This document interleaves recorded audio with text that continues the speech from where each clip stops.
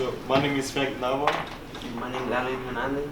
My name is Jonathan Rodriguez, I'm Antonia Elvie Rodriguez. and today we'll be discussing our process of dealing with a review on books and also the process of it, the author's main point of views, and so on. Okay, so the first question I had was what books did we pick, and can we tell a little bit about it? So the book that I got was called Holy Blood, Holy Grail. It was written by three authors, Michael Bajan, Richard Lynn, and Henry Lincoln. The book was about how Jesus Christ didn't die on the cross, and that he had a family and some kids, and his bloodline still alive today. And throughout the whole book, the authors are describing how they kept this a secret, how the organization will protect the family from stuff being leaked out, and basically that's it. Okay, and going on to you, Alan. The book that I read, it's called Into Thin Air by John Crocker. It's a story about a disaster in which several climbers died on the slopes of Mount Everest in 1966, while John Crocker witnessed everything.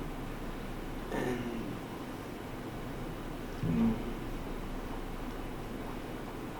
Mainly that? yeah. Okay. So, my book was Letters to a Young Muslim, and it was by Omar Saif Gubaj, and he is actually the ambassador for the Arabs in Russia. He was simply discussing about how life as a father to a young Muslim is difficult, and he later on talks about how he wanted to address how Muslims were constantly misinterpreting their religion and constantly forcing the new generation or the young children to believe in a very hardcore Muslim. And from there, he writes letters to his first-born son discussing how his experience and how he went through life without a father or without a certain role model. And simply that. Moving on to Antonia. Okay, so the book I did is It's What I Do, A Photographer's Life of Love and War by Lindsay Alderoe. So basically the book it's her memoir, so she wrote it herself, and the book is basically on how she becomes who she is today, how she's become so successful, and her balance between her love for her family and her friends and just for a regular life, and her love for photojournalists, type of photography, how she loves to get the news out and be basically the voice for people that don't have a voice. So I think her journey is how to balance that, and yeah. Okay. When we were writing our project essay number 2, there was certain parts to it, and the first part I actually wanted to discuss was, did you guys notice a certain type of language that was used differently in this? As in, how can I best explain it? The tone, if that makes sense. If the book kind of spoke to you in a sense of from a friend to a friend, or a son to a dad, or a legal stand where it's a lawyer to a courtroom. So How the book was to me? yeah. So when I was reading the book, basically it was like a teacher teaching a student, because it would compare one thing with another thing and like teach me new things. And yeah. Okay. Alan?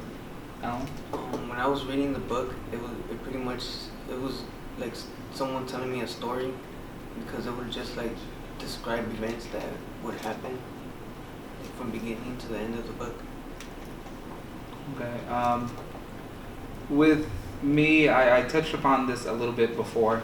The book overall was a letter to a father, from a father to a son, talking about how not to be easily fooled by these other per se religions, and to decide for yourself what exactly do you want to do, what exactly do you want to go in life, and do not let these people who may believe in other things fall or misguide you.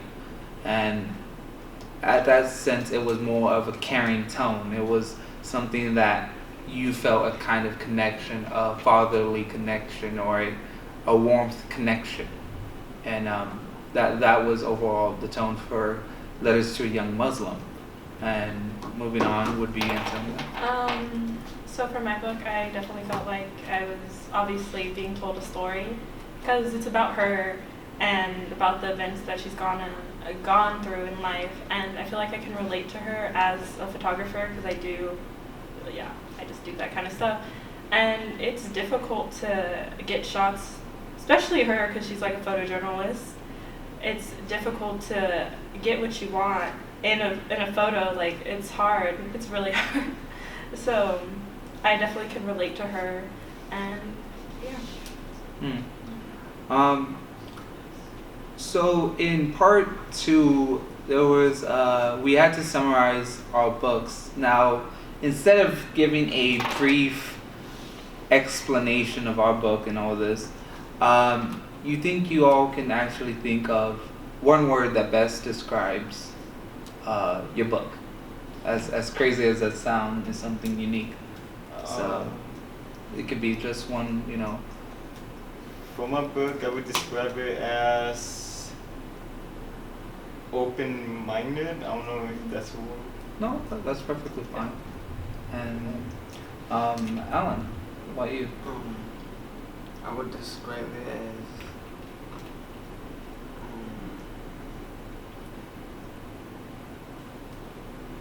emotional, I guess.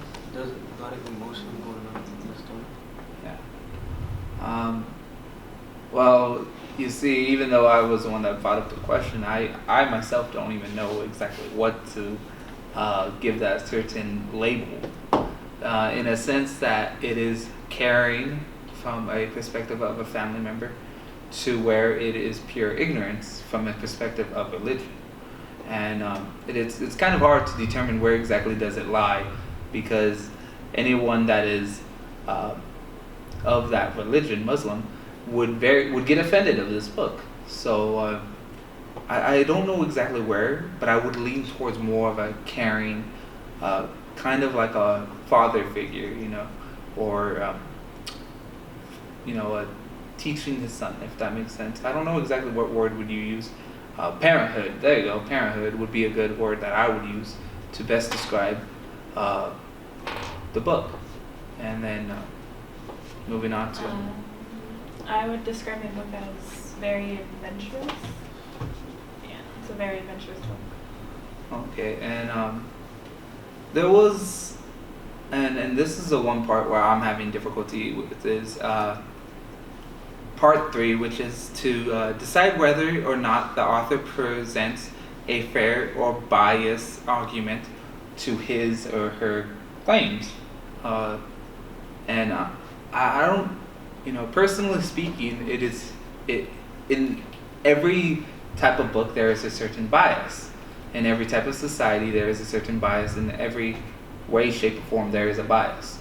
Now, to see, I don't know, personally speaking, it's hard to see if my author is fair or not,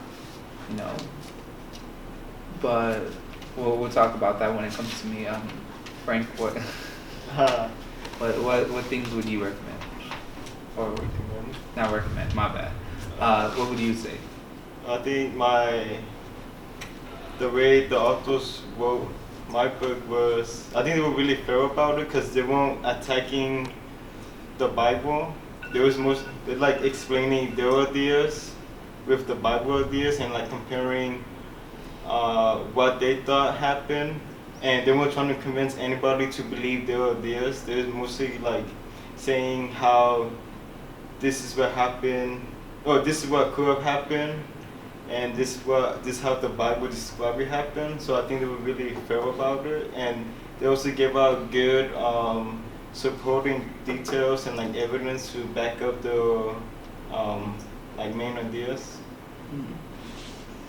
Alright, what about you, Alan?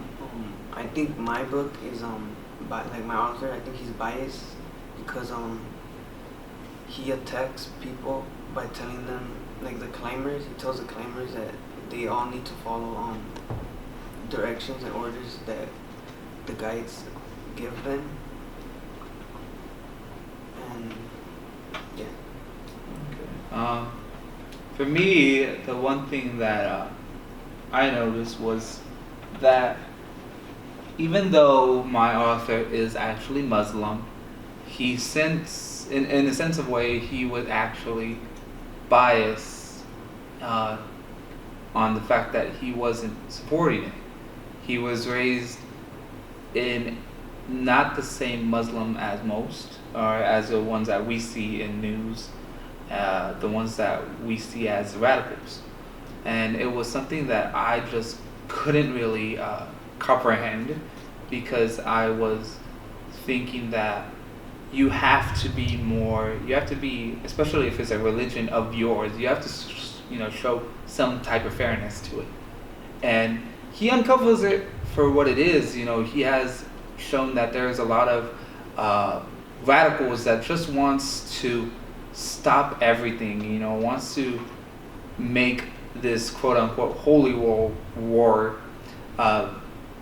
be more than what it needs to be, and in that sense he was kind of dissing them out, and in that sense I would say it's biased. Others might say it's not, it's being fair. But then moving on to next is So at the beginning of my book, I definitely thought my author was biased because when 9/11 happened, she was there, she took photographs of it and everything. And then she went to Afghanistan to kind of get a perspective on how they were doing in their war. So, and then when she went there, I think it changed, then she just became non-biased, because then she realized how bad it is in other places, it's not bad just at home. So, yeah, I definitely think she was biased at the beginning, but then at the end, she really opened up, and yeah. Okay, so there was a certain as we're coming to a close of this essay, it would be the last part, which is I don't know if any of you did the statistics on having people kind of do the surveys and all that. I don't. Take it. It doesn't take it. Anyways, okay. Anyways, I guess I have to cut that out. We'll cut that out. Okay, start fresh. Good. Okay. So overall, what exactly do you want to say you learned from your book? What I learned from my book was that you shouldn't have your mind closed to something, to always have an open mind to anything, because anything is possible. So when I read the book, I always thought that, because since I'm not really religious, so And all my life I've been told that, oh, Jesus was this and that and everything. But when I read the book, basically I found out that, oh, this was another possibility. And you shouldn't just believe one thing, you could believe in different type of stuff. And, yeah. What I learned from my book is that anything in life could be possible no matter how difficult. You just need a lot of dedication to accomplish your goal.